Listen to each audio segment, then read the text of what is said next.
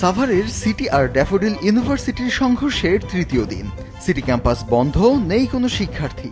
তবে এখনো পড়ে আছে রোববার দিবাগত রাতের হামলার সকল ধ্বংসযজ্ঞ।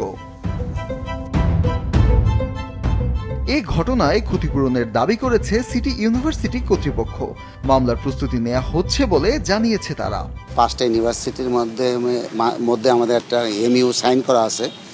আমরা 5জন ভিসি একসাথে বসেও চেষ্টা করব সমাধান করার জন্য।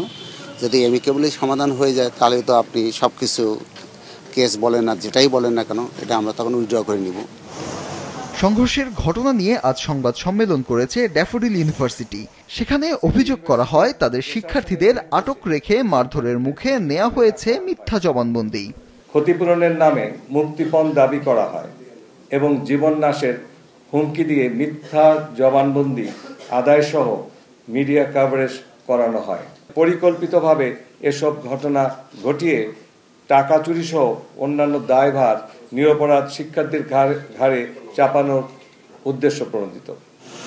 তবে শিক্ষার্থীরা বলছেন ভেদাভেদ ভুলে গিয়ে মিলেমিশে থাকার কথা। সুষ্ঠু একটা সমাধান এবং স্থায়ী একটা সমাধান, যাতে পরবর্তীতে এমন কোনো ঘটনা আর কখনো না ঘটে। এখন আমাদের অথরিটি বলেন, আমাদের সবাই চাচ্ছে একটা শান্তিপ্রিয় মীমাংসা করতে। আমরা চাই দুই বিশ্ববিদ্যালয়ের মধ্যে একটা বন্ধুত্বপূর্ণ সম্পর্ক থাকুক, কারণ শিক্ষা মানেই হচ্ছে জ্ঞান এবং সহযোগিতা, কোনো সংঘর্ষ নয়। এরই মধ্যে ঘটনা তদন্তে ড্যাফোডিল ইউনিভার্সিটির পক্ষ থেকে 6 সদস্যের কমিটি গঠন করা হয়েছে।